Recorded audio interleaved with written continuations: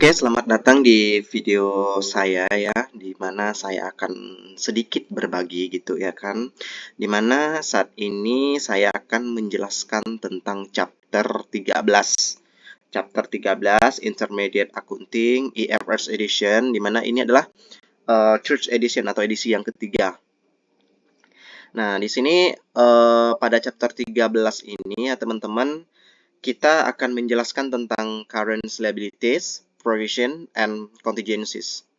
Nah, di mana chapter 13 ini ada 3 subpokok pembahasan yang mempunyai tujuan yang berbeda-beda gitu kan. Tapi dalam chapter 13 ini ya, di dalam PPT ini ada 4 learning object. Nah, jadi 4 learning object ini nanti akan saya bagi chapter 13 ini per videonya biar teman-teman bisa memilih gitu kan. Bisa memilih learning object yang pertama, yang kedua, ketiga atau yang keempat. Nah, di sini teman-teman bisa lihat bahwa learning object yang pertama yaitu after studying this chapter you should be able to. Nah, yang pertama describe the nature, valuation, and reporting of current liabilities, yaitu menjelaskan sifat, penilaian dan pelaporan liabilitas jangka pendek. Nah, atau liabilitas lancar gitu. Yang kedua, explain the accounting for different types of provision, yaitu menjelaskan akuntansi untuk berbagai jenis ketentuan dalam provisinya. Dan yang ketiga yaitu explain the accounting for loss and gain contingencies, yaitu menjelaskan accounting ya gitu kan untuk menganalisis kerugian dan keuntungan kontingensi. Dan yang keempat yaitu indicate how to present and analysis liability related information. Nah, itu menunjukkan bagaimana cara penyajian dan menganalisa informasi antara hubungan liabilitas ini. Ya. Informasi yang berkaitan dengan liabilitas itu yang keempat. Jadi di sini teman-teman saya akan membagi video chapter 13 ini dalam 4 bagian. Jadi yang pertama kali ini learning object kita yaitu describe the nature, valuation, and reporting of current liabilities. Oke. Nah, teman-teman bisa lihat juga bahwa chapter 13 itu ada 4 subpokok pembahasan yang mungkin teman-teman bisa dikatakan ini adalah peta konsepnya. Nah, selanjutnya kita langsung saja ya pada current liabilities atau liabilitas lancar, di mana learning object yang pertama yaitu describe the nature, valuation, and reporting of current liabilities. Nah, di mana bahwa liabilitas lancar itu ada three essential karakteristiknya, yaitu yang pertama ya present obligasi atau obligasi saat ini. Obligasi saat ini.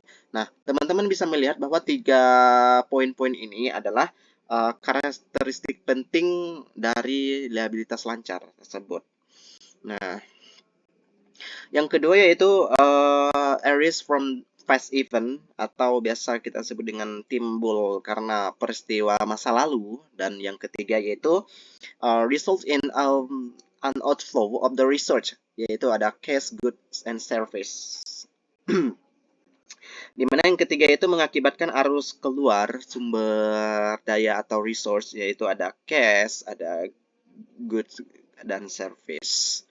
Nah, di mana underlying konsep ini to determine the aforementioned classifications of specific financial instruments, companies need proper definition of asset, liabilities, and equities. They often use the conceptual framework definition as the basis of resolving controversial classification issues, di mana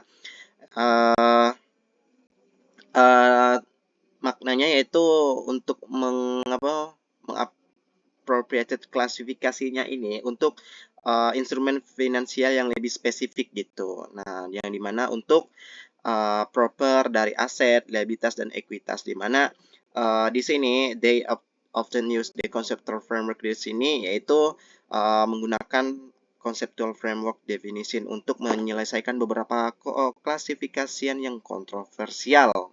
Nah, permasalahan yang kontroversial. Oke. Nah, teman-teman bisa lihat bahwa current liabilities di sini ya, current liability is reported if one of two condition exist. Nah, di mana Liabilitas lancar ini dilaporkan jika salah satu dari kondisi kedua dari hal tersebut. Yang pertama, yaitu liability is expected to be settled within its normal operating cycle, or two, liability is expected to be settled within 12 months after the reporting date. Nah, yang pertama itu mengartikan bahwa liabilitas lancar ini ya, liabilitas lancar ini dilaporkan apabila yang pertama, kewajiban diharapkan dapat diselesaikan dalam operasi siklus yang normal. Nah, jadi itu yang poin pertama. Dan yang poin kedua yaitu, nah, liabilitas di sini diselesaikan dalam waktu 12 bulan setelah tanggal pelaporan.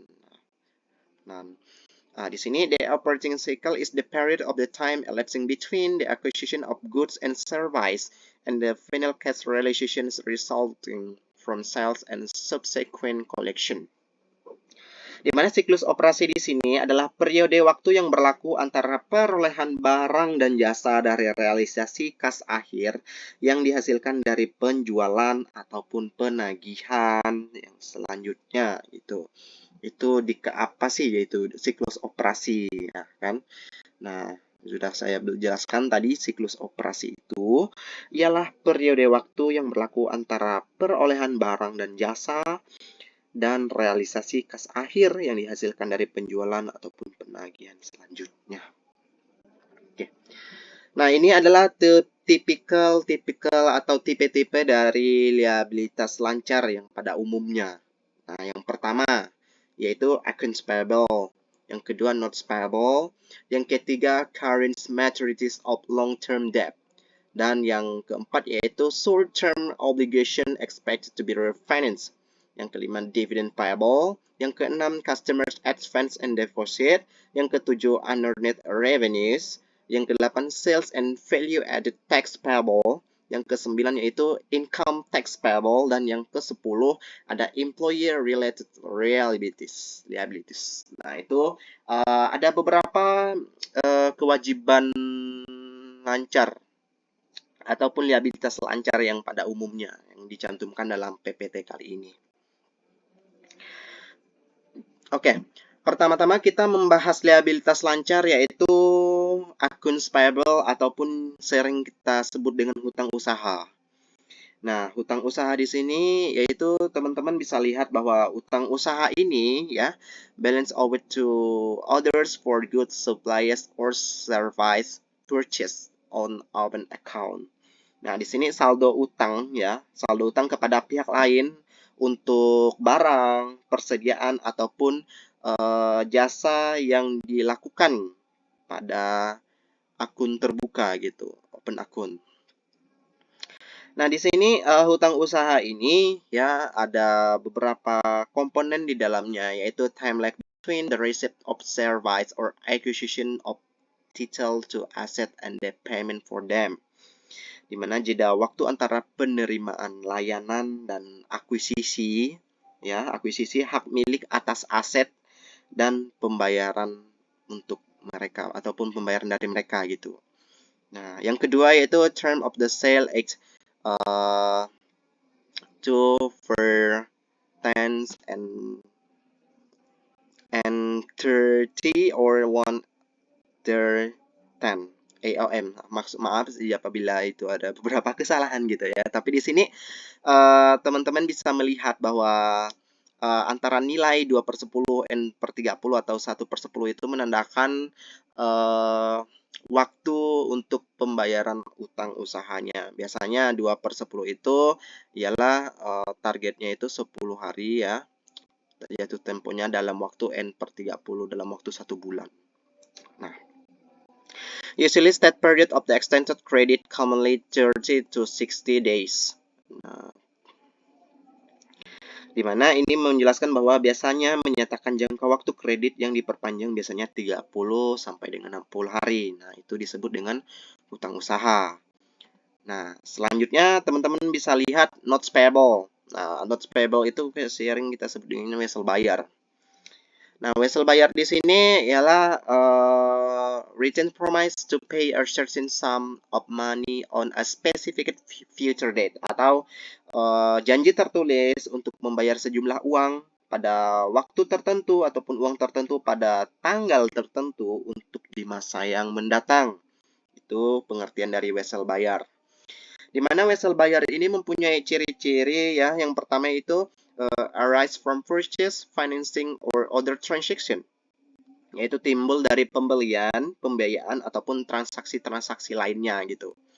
Yang kedua yaitu not classified as short term or long term. Nah, di sini wesel bayar ini diklasifikasikan sebagai jangka pendek ataupun jangka panjang. Bisa diklasifikasikan ini wesel bayar untuk jangka pendek. Nah, ini untuk jangka panjang gitu.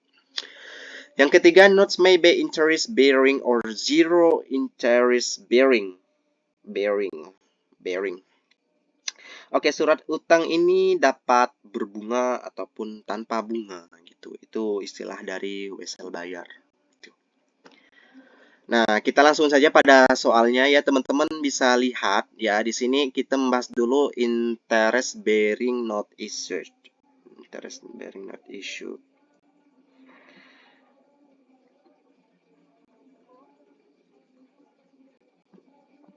Oke. Yang pertama, teman-teman bisa lihat bahwa soalnya di sini illustration Castile Bank agrees to lend 100.000 ya lah ya, 100.000. Nah, saya terjemahkan dalam bahasa Indonesia saja ya. Bank Kastil ini setuju untuk meminjamkan uangnya sejumlah 100.000 euro pada 1 Maret tahun 2019 kepada perusahaan Landscape. Nah, jika Landscape menandatangani wesel gitu, wesel berbunga ya, wesel ini senilai 100.000 dalam waktu 4 bulan dan 6%. Landscape mencatat uang tunai yang diterima pada tanggal 1 Maret sebagai berikut. Nah, jadi teman-teman harus menganalisis dulu ya, menganalisis itu antara Castile Bank dengan Landscape CO. Castile Bank atau Landscape CO gini. Dimana bahwa teman-teman bisa menyimak ya, Bank Kastil ini meminjamkan uangnya kepada perusahaan Landscape. Itu yang pertama, poin yang pertama. Siapa yang meminjam, siapa yang dipinjamkan. Nah, itu. Yang kedua, teman-teman harus menganalisis ya, menganalisis berapa lama untuk jangka peminjamannya. Dan yang ketiga yaitu persentasenya itu berapa. Nah, jadi teman-teman harus memahami dulu ya, persentasenya itu berapa, terus lamanya itu berapa, dan meminjam dan peminjam itu siapa. Meminjam dan peminjam. Meminjam dan peminjam, ya sama. Jadi di sini teman-teman bisa lihat ya, kasnya itu 100.000 di bagian debit dan notes payable-nya itu 100.000. Karena di sini ya pada tanggal 1 Maret ya, memang pada saat tanggal transaksinya ini bahwa Bank Kastil ini kan meminjamkan uangnya gitu. Otomatis Landscape ini, perusahaan Landscape ini dapat uang. Maka jurnalnya seperti ini. Cash-nya di kredit dan notes payable-nya di kredit. Cash di debit, notes payable-nya di kredit. Oke, dikarenakan tadi itu adalah kas. Nah, yang selanjutnya kita menghitung interest expense dan interest payable-nya. Jadi dapat dikatakan ini adalah bunganya gitu.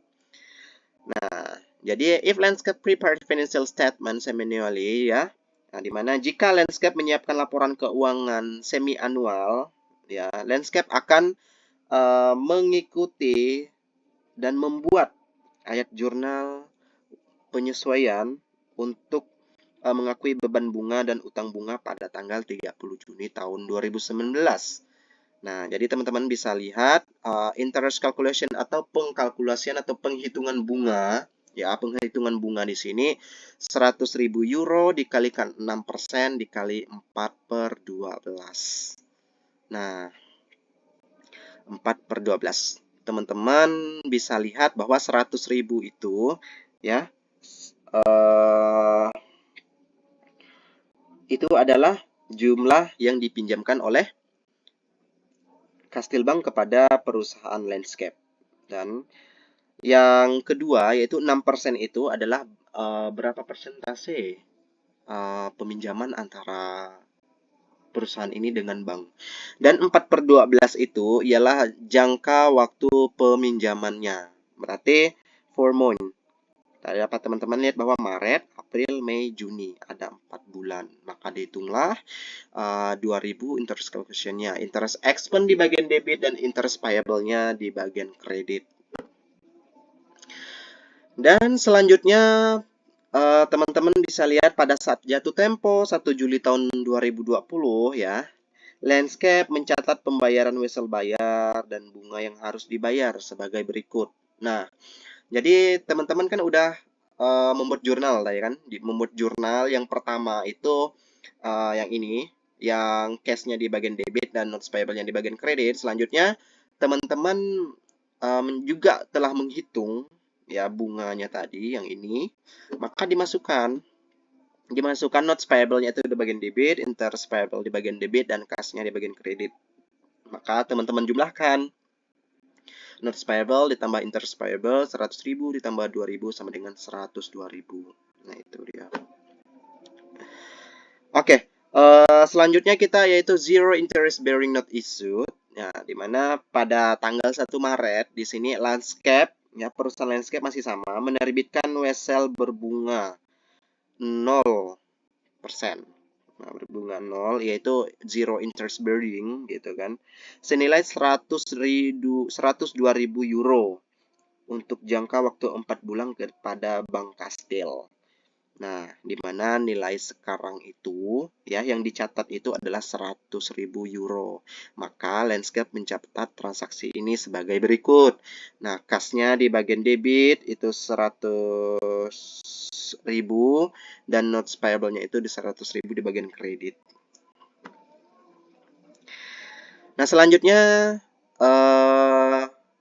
ya, jika Landscape menyiapkan laporan keuangan semi-annually, maka Landscape membuat ayat jurnal penyesuaian sebagai berikut, yaitu menghitung beban bunga dan kenaikan wesel bayar sebesar 2.000 pada tanggal bulan Juni tahun 2000, tanggal 30 Juni gitu.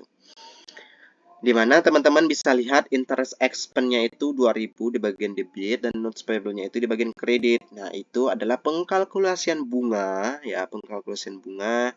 Teman-teman bisa juga menghitungnya 100.000 yang ini tadi 100.000 dikali 6% dikali 4 bulan. Masih sama, soalnya masih sama. Dan di mana pada saat jatuh tempo 1 Juli ya, Landscape harus membayar sebagai berikut, di mana notes payable-nya di bagian debit itu senilai 102.000 dan cash-nya di bagian kredit 102.000 gitu.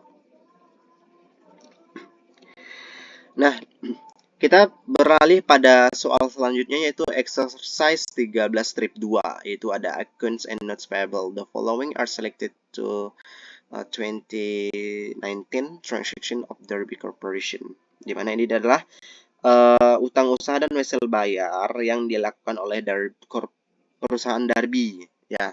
Di mana teman-teman bisa lihat ya di video ini ada 1 September, 1 Oktober, dan 1 Oktober juga ada 3 transaksi.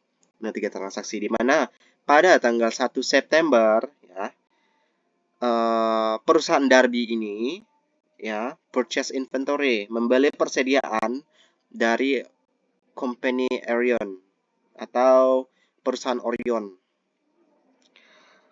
dengan akun 50.000 US dollar. Jadi Derby harus mencatat pembelian secara bruto dan menggunakan sistem persediaan periodik.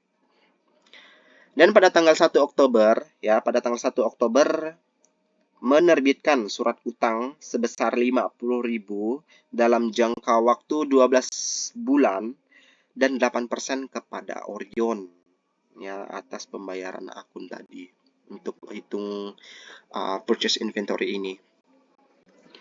Dan pada hari yang sama juga perusahaan Derby ini meminjam 75.000 US dollar dari Bank Sore dengan menandatangani nota kredit ya 12 bulan dan zero interest bearing, yaitu senilai 81.000 US dollar.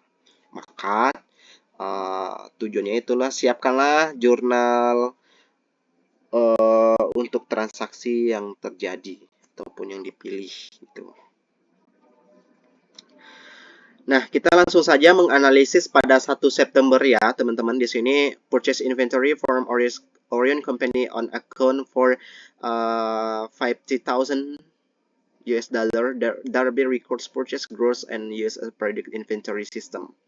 Nah, jadi teman-teman bisa lihat di sini Darby itu kan membeli persediaan dari perusahaan Orion.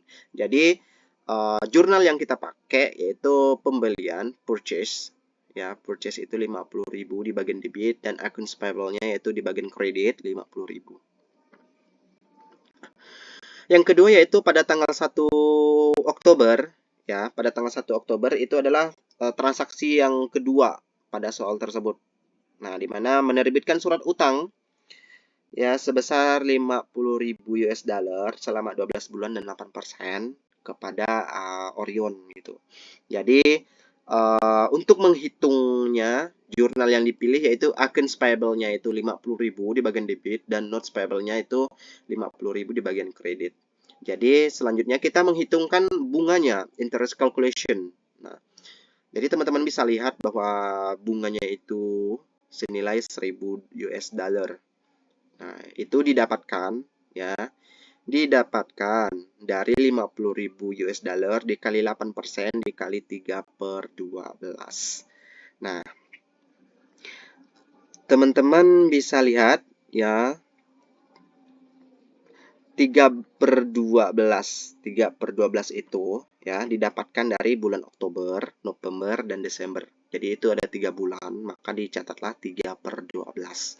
Maka pada tanggal 31 Desember tahun yang berlaku, di bagian debitnya itu kita masukkan yaitu interest expense yaitu senilai 1.000 dan interest payable-nya itu di bagian kredit yaitu 1.000. Dan pada transaksi yang ketiga ya, teman-teman bisa lihat yaitu bahwa perusahaan Darby ini meminjam 75 US dollar dari Bank Sore dengan menandatangani nota kredit yaitu senilai 81.000 US dollar dan berjangka waktu 12 bulan. Nah, jadi teman-teman langsung masukkan saja ya debit. Di bagian debit itu ada cash yaitu senilai 75.000 hasil dari peminjaman dan notes payable-nya di bagian kredit yaitu tetap sama 75.000. Nah, tinggal menghitung bunganya ya, teman-teman bisa menghitung bunga. Jadi apa sih yang membedakan dengan transaksi yang sebelumnya gitu kan? Nah, perbedaan dengan transaksi yang sebelumnya di sini di mana ada bunganya 8%. Bunga 8% yang tercatat di sini ada 8%-nya. Tetapi di sini langsung mengkalkulasikan 6.000 dikali 3/12. Nah, teman-teman bisa lihat bahwa 6.000 itu ya itu adalah pengkalkulasian untuk penghitungan bunganya 6.000 dikali 3/12 dengan 1.500. Dimana teman-teman bisa lihat bahwa interest expense-nya itu di bagian debit yaitu 1.500 dan notes payable-nya di bagian kredit 1.500. Gitu teman-teman.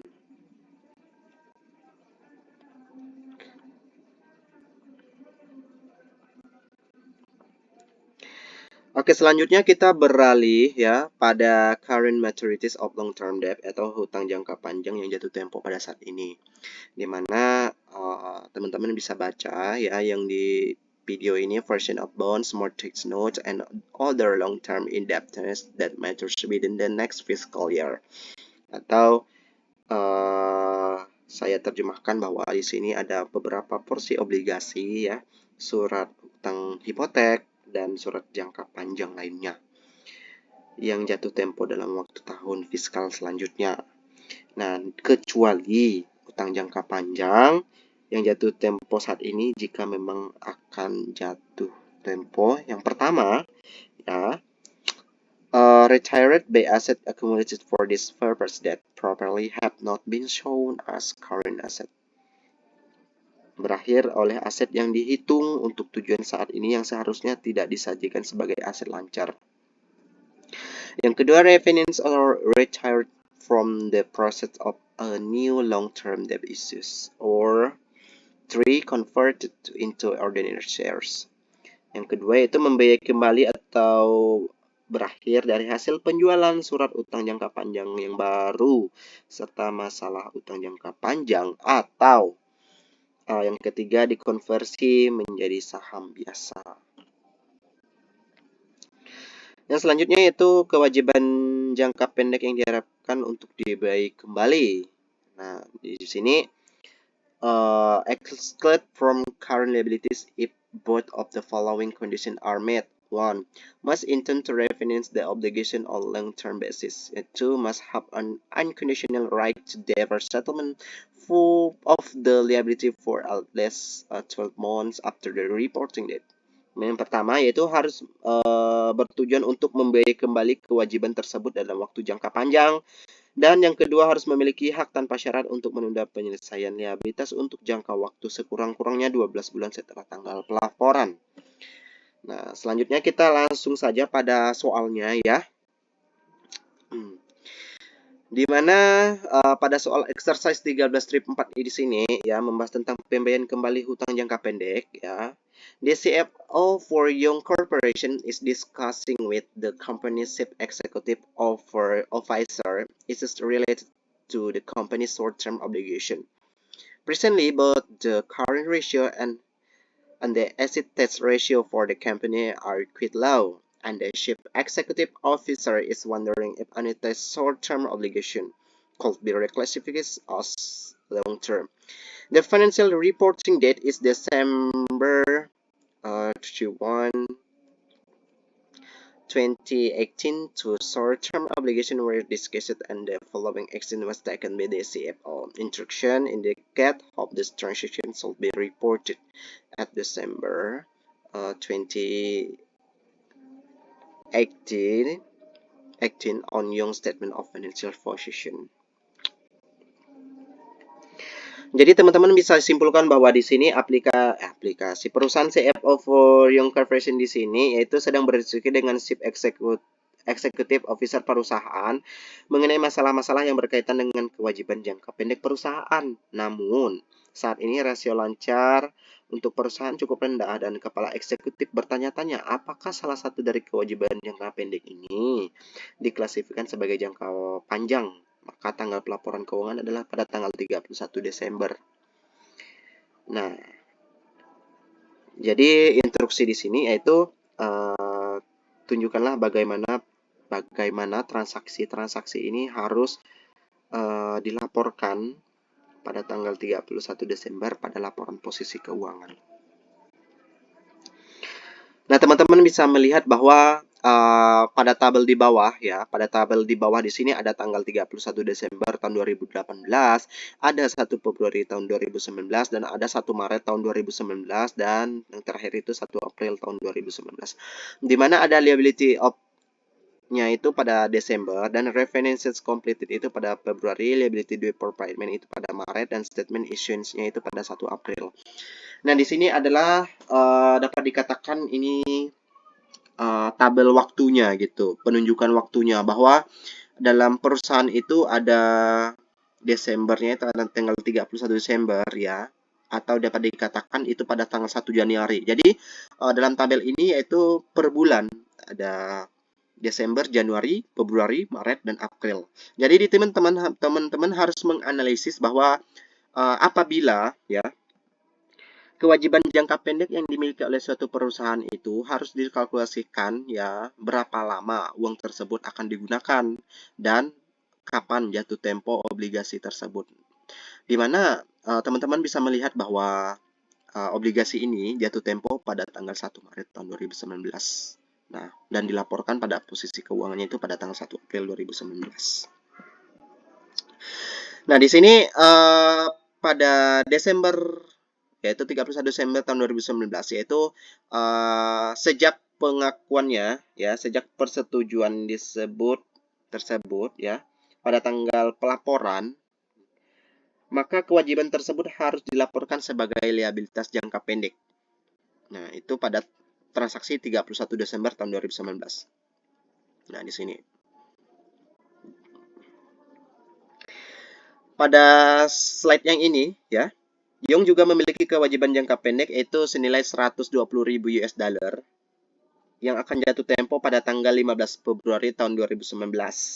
Nah, dalam diskusinya ini dengan pemberi pinjaman ya, pemberi pinjaman setuju untuk memperpanjang tanggal jatuh tempo hingga tanggal 1 Februari tahun 2020. Maka perjanjian tersebut ditandatangani pada tanggal 18 Desember tahun 2018 dan laporan keuangan harus diotorisasi untuk terbit pada tanggal 31 Maret tahun 2019. Nah, di sini teman-teman bisa lihat ya, liability due for payment itu kapan liabilitas jangka pendeknya ini jatuh tempo. Nah, ini dia pada kotak yang ketiga ini. Nah, refinance complete ini ya, refinance complete ini di mana adalah persetujuan penandatanganan antara kedua belah pihak gitu. Nah, jadi pada tanggal 31 Desember perusahaan Yong ini melaporkan bahwa ada liabilitas yang harus dibayarkan gitu, liabilitasnya. Maka pada tanggal 5 Februari itu jatuh temponya dan tanggal 31 Maret itu pelaporan pada posisi keuangan atau statement issues. Nah, di sini teman-teman bisa lihat ya, since the agreement was in place as of the reporting date December 31, 2018, the obligation is reported as a non-current liability, yang mengartikan bahwa karena perjanjian tersebut ya ada pada tanggal pelaporan, maka kewajiban tersebut dilaporkan sebagai liabilitas tidak lancar. Gitu. Nah, selanjutnya teman-teman kita beralih pada masih liabilitas lancar ya, yaitu tentang dividends payable atau utang dividen. Nah, utang dividen di sini yaitu amount owed by our corporation to its stockholder as a result of the board of directors authorization, yang mengartikan bahwa jumlah yang terutang oleh perusahaan kepada pemegang sahamnya sebagai akibat dari otorisasi dewan direksi. Yang pertama yaitu generally paid within 3 months atau umumnya dibayarkan dalam waktu 3 bulan. Dan yang kedua, undeclared dividend on cumulative preference shares are not recognized as a liability, atau dividen yang tidak diumumkan atas saham preferen kumulatif tidak diakui sebagai liabilitas. Dan yang ketiga yaitu dividend payable in the form of additional source are not recognized as a liability, di mana dividen yang dibayarkan dalam bentuk tambahan saham tidak diakui sebagai liabilitas dan reported in equity, yaitu dilaporkan dalam ekuitas. Nah, di sini teman-teman bisa lihat customer advance and deposit di sini, yaitu atau uang muka dan setoran dari pelanggan, yaitu setoran tunai yang dapat dikembalikan yang diterima dari pelanggan dan karyawan, di mana salah satu kriterianya yaitu dapat diklasifikasikan sebagai liabilitas lancar atau tidak lancar. Dan selanjutnya yaitu unearned revenues ya, atau biasa kita sering disebut dengan pendapatan diterima di muka. Nah, di mana payment received before providing goods or performing service. Di mana pembayaran diterima di sini yaitu sebelum menyediakan barang atau melakukan pelayanan gitu. Nah, teman-teman bisa melihat ya di sini ada beberapa maskapai ataupun tipe-tipe bisnis ya. Di sini ada akun titelnya itu mereka mendapatkan uangnya itu seperti apa gitu. Nah, pendapatan diterima di muka. Di mana arah pendapatan diterima di mukanya itu ialah pendapatan dari tiket pelanggan. Nah, ini pendapatan dari subscription pendapatan. Nah, ini didapatkan dari rental. Nah, ini didapatkan dari garansi dan ini dari ke gift card-nya. Terus pendapatannya itu dari mana gitu kan. Nah, ini pendapatannya dari pelanggan ya, penumpang. Terus ini subscription itu dapat katakan kayak orang yang sudah berlangganan gitu, berlangganan. Rental revenue itu adalah pendapatan dari sewa ya. Warranty revenue itu dari garansi dan sales revenue itu dari pendapatan penjualan. Nah, gitu. Selanjutnya B exercise 13-6 ya. Teman-teman bisa lihat di sini magazin, yaitu perusahaan majalah gitu ya, perusahaan majalah kita sebutnya ya. Perusahaan majalah Sport Pro itu menjual 12.000 langganan ya, langganan tahunan anual pada tanggal 1 Agustus tahun 2019, di mana dengan harga masing-masingnya itu 18 euro. Maka siapkanlah jurnal untuk 1 Agustus tahun 2019 untuk Sport Pro dan jurnal penyesuaiannya pada tanggal 31 Desember juga.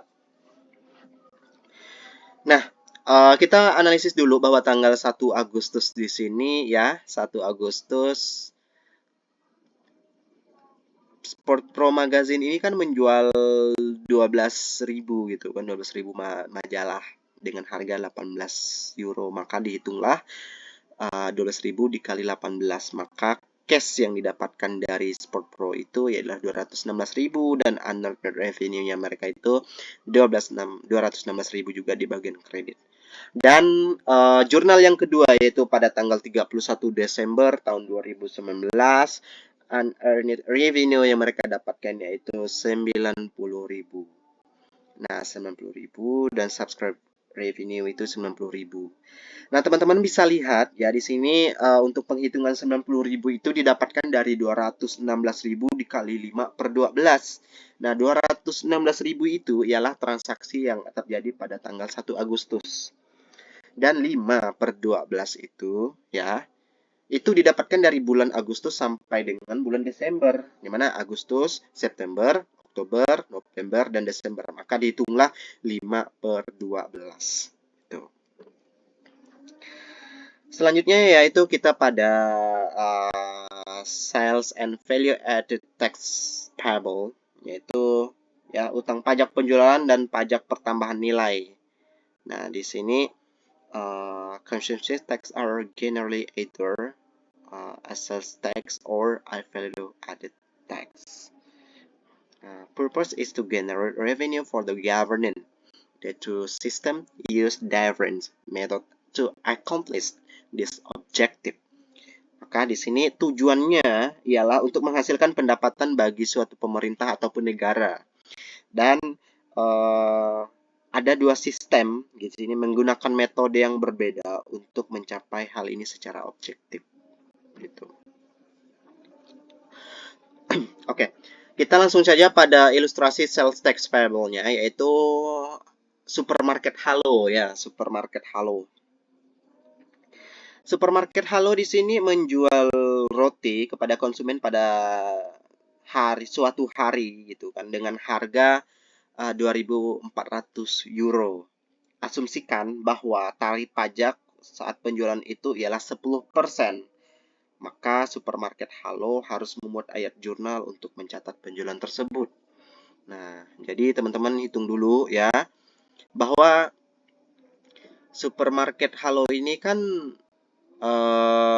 menjual roti gitu kan. Namun dikenakan pajak 10%.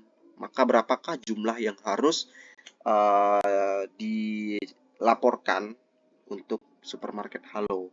Maka cashnya itu 2.640 di bagian debit. Dan di bagian kreditnya itu ada sales revenue ya, nilai 2.400 dan sales tax payable-nya itu 240.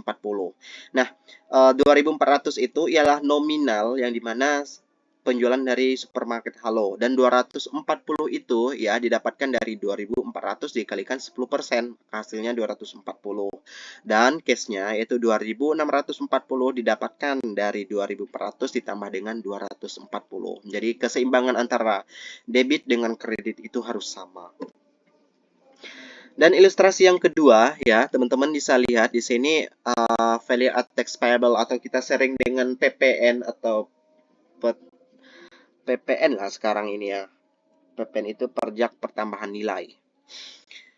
Nah, di mana DVAT is collected every time a business purchase product from another business and the product supply chains to illustrate. Ya, Hillfarms Weight Company grows weight and sells it to the Sunshine Baking for 1,000 euros. Yeah, Hillfarms Weight make the following entry to record the sale, assuming the VAT is 10%.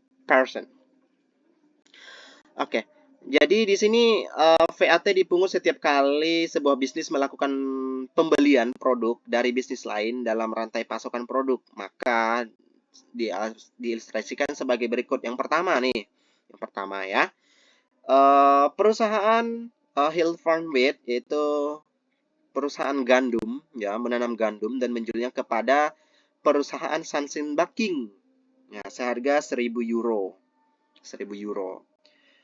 Dan Hill Farm Wheat ini ya membuat jurnal tersebut untuk mencatat penjualan tersebut. Asumsikan ya bahwa PPN atau VAT-nya itu sebanyak 10%. Maka dihitunglah sales revenue itu 1.000 dan value added tax payment-nya itu 100 dan cash-nya di bagian kredit itu 1.100. Nah, saya perjelas lagi ya. Cash-nya itu didapatkan dari penjumlahan antara sales revenue dengan value added tax payable-nya. Di mana sales revenue itu adalah jumlah transaksi yang dijual dari Hill Farm Wheat Company kepada Sunshine Baking, $1.000. Dan value added tax payable atau kita singkat dalam versi Indonesianya aja yaitu PPN, yaitu 100%, itu didapatkan dari 1.000 dikalikan 10%. Maka didapatkanlah 1.100 yaitu 1.000 ditambah dengan 100. Oke, ini adalah ilustrasi yang kedua. Sunshine Baking membuat roti dari gandum dan menjualnya lagi kepada supermarket Halo. Jadi kayak tadi kan ini dari wheat dari petani ya kan, dari petani lah kita ilustrasikannya. Nah ini si Sunshine Baking ini menjualnya lagi kepada supermarket yang lainnya, pihak ketiga gitu, pada supermarket Halo yaitu senilai 2.000 euro. Maka Sunshine Baking harus mencatat ayat jurnal tersebut dalam ayat jurnal transaksi penjualan dengan asumsikan bahwa VAT-nya itu atau PPN-nya itu 10%. Maka cash yaitu 2.200 di bagian debit dan sales revenue dan value added tax payable itu di bagian kredit yaitu senilai 2.000 dan 200. Nah, saya perjelas lagi bahwa 2.000 itu ialah nominal dari berapa harga transaksinya itu ya.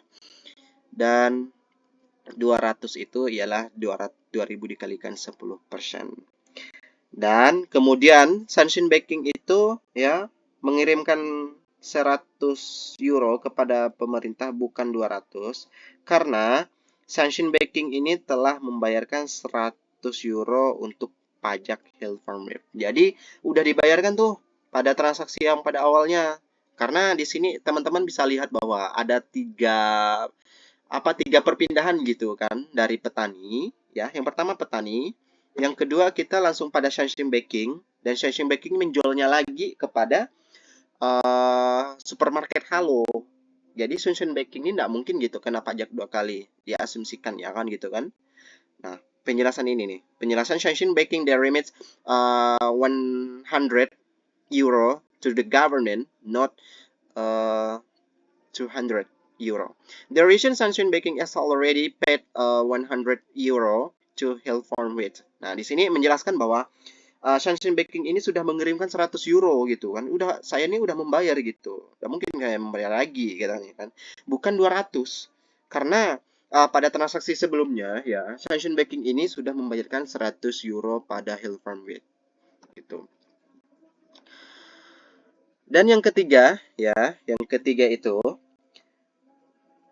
supermarket Halo ini menjual lagi rotinya kepada konsumen gitu. Jadi ada langsung 4 transaksi dari petani, dari si pembuat roti, rotinya dijual ke supermarket Halo, supermarketnya Halo menjual kepada pelanggan. Nah, di sini diasumsikan ya, supermarket Halo di sini membuat jurnal penyesuaian diasumsikan bahwa VAT-nya itu 10%. Maka cash yang didapatkannya itu 2.640 di bagian debit dan sales revenue itu 2.400 bagian kredit dan value added tax payable-nya itu 240. Di mana ya, supermarket Halo ini hanya mengirimkan 40 euro kepada otoritas pajak karena sudah dipotong 200 euro pajak yang telah dibayarkan oleh Sunshine Baking gitu. Jadi dia hanya membayarkan 40, tetapi jurnal yang harus Anda cantumkan ya, teman-teman mencantumkannya ini seperti ini. Ya, sales revenue itu 2.400 dan value added tax payable-nya itu 240, bukan dinasukan 40-nya gitu. Itu asumsi. Karena teman-teman salah satu strategi dalam akuntansi itu kita memainkan logika, waktu, dan pemikiran transaksi secara nyata gitu. Secara nyata. Jadi, apabila teman-teman bingung gitu dalam menghadapi soal ataupun menghadapi beberapa permasalahan akuntansi, kita harus menggunakan logika seorang manajemen ataupun logika seorang akuntansi. Itu bagaimana, Bang? Jadi, teman-teman itu harus memahami juga ya dasar-dasar untuk namanya istilah penjualan, pembelian, utang, ataupun pajak gitu. Nah, teman-teman harus paham dulu itu dasar-dasar dari akuntansi. Maka disitulah nanti logika akuntansi teman-teman akan tumbuh. Nah, selanjutnya kita pada income tax payable atau utang pajak penghasilan. Ya, di mana di sini business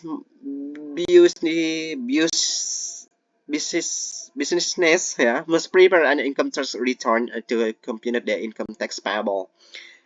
Bisnis harus menyiapkan pengembalian pajak penghasilan dan menghitung pajak penghasilan yang terutang. Dan yang pertama itu tax payable are a current liability, yaitu utang pajak merupakan liabilitas jangka pendek. Dan yang kedua, corporation must make periodic tax payment, atau perusahaan harus melakukan pembayaran pajak secara berkala. Dan yang ketiga, difference between tax payable income and accounting income sometimes occur. Nah, perbedaan antara penghasilan kena pajak dan akuntansi pendapatan kadang terjadi gitu. Yang selanjutnya yaitu masih membahas liabilitas lancar ya. Liabilitas lancar di sini liabilitas yang terkait karyawan. Ya, terkait karyawan di mana amount owed to employees for salaries or wages are reported as our current liability. Current liabilities may include one payroll deductions, 2 compensated absence, and C bonus. Nah, jadi di sini menjelaskan bahwa jumlah yang terutang kepada karyawan untuk gaji atau upah adalah yang dilaporkan sebagai liabilitas jangka pendek. Nah, liabilitas jangka pendeknya itu mencakup yang pertama pemotongan gaji, yang kedua ketidakhadirannya dikompensasi, dan yang ketiga itu bonus. Nah, di sini payroll deduction ini menjelaskan tentang pemotongan gaji kepada suatu karyawan, di mana pajaknya yang pertama Social Security Taxes atau pajak jaminan sosial, dan yang kedua yaitu income tax withholding, yaitu pemotongan pajak penghasilan. Nah, jadi teman-teman bisa melihat tabel ini ya. Tabel ini ada income tax withholding, with Social Security Tax employee search and in this who pays employee employer social security tax employer share. Jadi di sini teman-teman bisa melihat siapa sih yang membayarnya, employee atau employer. Nah, di mana employer report this amount as liabilities until remitted. Nah, itu dia. Oke, kita langsung saja ya pada soalnya, yaitu asumsikan ya bahwa payroll ini ya, payroll itu adalah kayak gajian mingguan gitu kan, sebesar 10.000 US dollar. Seluruhnya dikenakan pajak senilai yaitu 8% dengan pemotongan pajak penghasilan sebesar 1.320 US dollar dan iuran serikat ya sebesar 88 US dollar. Maka perusahaan di sini harus mencatat pajak penghasilan pemberian kerja sebagai berikut. Nah, jadi di sini teman-teman ada lumayan tricky di sini ya untuk penghitungan jurnal di sini. Wages and salaries expense-nya itu di bagian debit, dan komponen-komponen kreditnya itu ada withholding tax payable, ada social security tax payable, ada union days payable, and cash. Jadi jurnal-jurnalnya ini harus dicatat terlebih dahulu ya, di mana kita mengkalkulasikan dulu withholding tax payable-nya juga bisa ya. Terus wages and salaries expense-nya juga bisa. Nah, teman-teman dapat 10.000 itu karena itu adalah gajian mingguannya gitu, gajian mingguan pada soal gajian mingguannya. Dan withholding tax payable itu ialah pemotongan pajak penghasilan. Nah, pemotongan pajak penghasilan itu 1.320 dan social security tax payable-nya itu 800. Nah, 800 itu ya, teman-teman bisa hitung ya 10.000 dikalikan 8%, maka didapatkanlah 800. Nah, 88 itu, 88 euro itu ialah union days payable, dan yang terakhir yaitu cash. Jadi berapa sih uang yang harus didapatkan oleh karyawan gitu waktu gajian gitu kan. Karena itulah nominal yang didapatkan oleh setiap karyawan yang udah dipotongkan pemotongan pajak, dihitung pajak jaminan sosial, terus dipotong juga iuran serikat pekerja atau union days payable. Jadi disinilah dapat dikatakan gaji karyawan ini dipotong gitu, dipotong untuk membayarkan beberapa pajak. Selanjutnya ya, yang kedua yaitu asumsikan bahwa mereka gajian itu mingguan, yaitu 10.000 US dollar. Nah, jadi ada pajak jaminan sosialnya, ada social security tax 8%.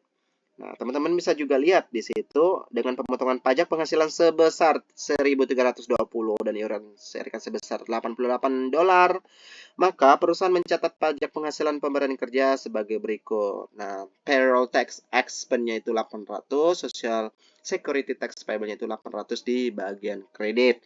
Nah, 800 ya didapatkan dari 10.000 dikalikan 8%. Gitu.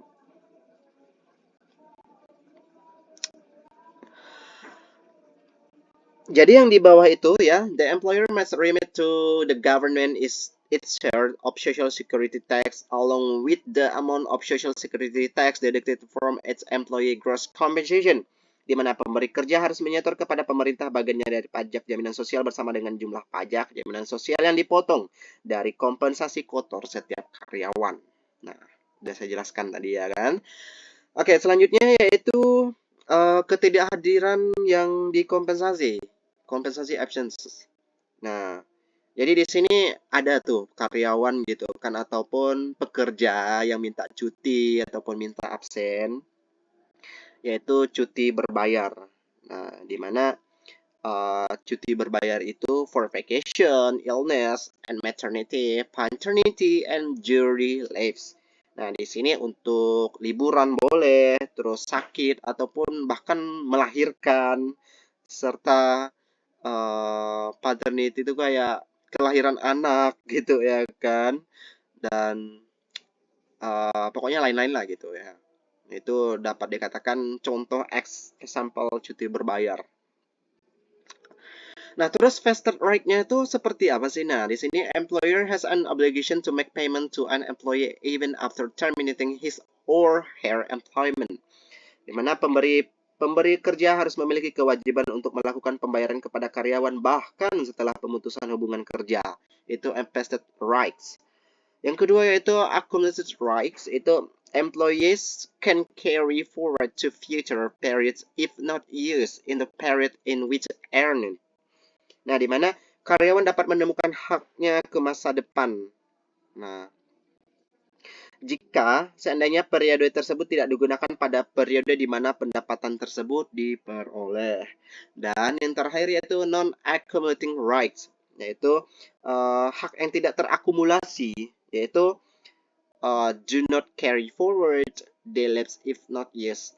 Nah, di sini mengartikan bahwa tidak dapat diteruskan ataupun hak tersebut akan berakhir jika tidak digunakan. Ada 3 ketentuannya ya, teman-teman. Oke. Di sini teman-teman bisa lihat ya. Amatron Navy begins averaging on January 2019. The company employs 10 individual and pays as 480 per week. Employees earning 20 units at vacation week in 2019 and 2020. The employees used the vacation week, but now they earn 540 euro per week. Amateur across the accumulated vacation pay on December 31, 2019 as follow. December 2019. Debit, salaries and wax expense 9.600, salaries and wax payable itu 9.600 di bagian kredit. Nah, ilustrasi di sini ya teman-teman, di mana Amatron ini ya mulai beroperasi pada tanggal 1 Januari tahun 2019. Nah, perusahaan ini mempekerjakan 10 orang dan membayarkan masing-masing senilai 480 euro per minggu. Nah, karyawan ini mendapatkan 20 minggu dan liburan yang tidak terpakai pada tahun 2019. Namun pada tahun 2020 para kawan menggunakan liburan tersebut, tetapi sekarang mereka masing-masing mendapatkan gaji 540 per minggu dan Amatron mengakrualkan dan akumulasikan menghitung gaji liburan pada tanggal 31 Desember tahun 2019 sebagai berikut. Nah, ada jurnalnya kan? Nah, selanjutnya pada tahun 2020 perusahaan mencatat pembayaran gaji liburan sebagai berikut. Ini dia. Nah, 9.600.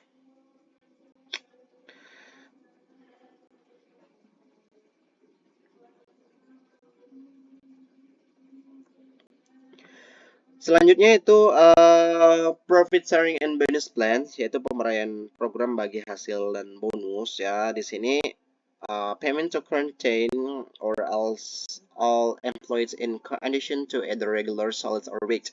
Yang pertama yaitu bonus paid are an operating expense. Unpaid bonuses should be reported as a current liability. Nah, terjemahnya itu di sini pembayarannya kepada karyawan gitu, kepada karyawan tertentu atau seluruh karyawan sebagai tambahan dari gaji reguler mereka. Nah, bonusnya dapat dibayarkan merupakan bagian dari hasil biaya operasional, dan yang kedua bonus yang belum dibayarkan dan harus dilaporkan sebagai liabilitas jangka pendek. Nah, teman-teman, itulah bagian dari learning object yang pertama untuk video penjelasan kali ini ya, dimana di sini lebih pada penjelasan liabilitas lancarnya gitu, current liabilitas ya, liabilitas jangka pendek. Di mana learning object-nya yang pertama itu kan describe the nature, valuation, and reporting of current liabilities. Jadi nanti untuk learning object yang kedua yaitu explain the accounting for the various types of provision, dan yang ketiga explain the accounting for loss and gain contingents, dan yang keempat indicate how to present and analyze liability related information akan dijelaskan pada video yang terpisah. Jadi teman-teman bisa menyaksikan video saya di video yang lainnya ya. Saya selaku pemateri pamit undur diri untuk video penjelasan kali ini untuk chapter 13 learning object yang pertama. Saya minta maaf jika ada beberapa kesalahan. Saya minta maaf sebesar-besarnya, mohon dimaklumi, dan semoga materi yang saya jelaskan ini bermanfaat bagi teman-teman. Tetap semangat, tetap jaga kesehatan, serta tetap jangan lupa untuk belajar. Terima kasih, saya pamit undur diri. Selamat pagi.